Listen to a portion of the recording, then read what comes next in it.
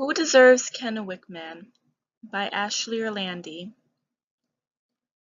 When it comes to a person's rights and their possessions, the law is quite clear.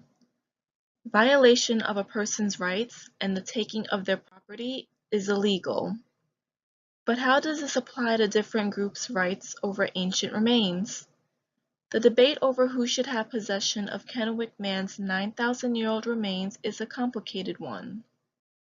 Are the Native American tribes more entitled to these remains, or are the group of scientists more entitled?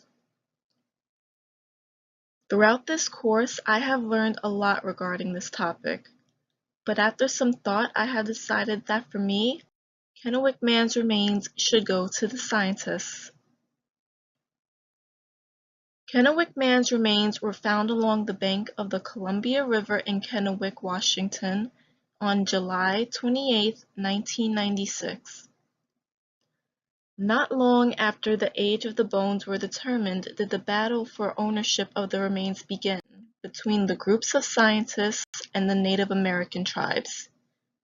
Many Indian groups claimed that anyone who died in America prior to 1492 was Native American, but the scientists stated that the 9,000-year-old remains had Caucasoidal features. This made me wonder about the origins of the first Americans. Were they ancestors of modern Indian tribes, or were they of a different ethnicity entirely? Many tribes state that they can cite their own histories and where their ancestors come from, while there are also arguments supporting the Clovis first theory, which states that the first Americans arrived from the Bering Strait.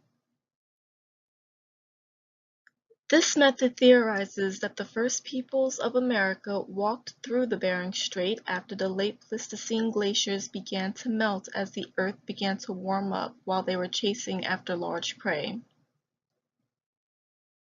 The other popular theory is of early sailors traveling along the Pacific Coast Highway into the Americas.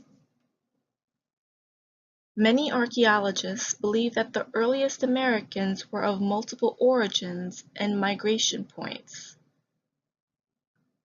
According to David Hurst Thomas in his book Skull Wars, new evidence of maritime adaptation, a people living almost entirely on seafood, has turned up dating from 11,000 years ago in Peru and 10,000 years ago in southern California's Channel Islands. There is a possibility of several different groups of people traveling to America during that time thousands of years ago.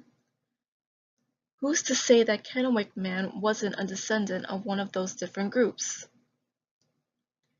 If Kennewick Man is a member of a different ethnicity, then how can a tribe attempt to claim his remains as their own? The debate over ownership of Kennewick Man relies upon the ancestry of the remains.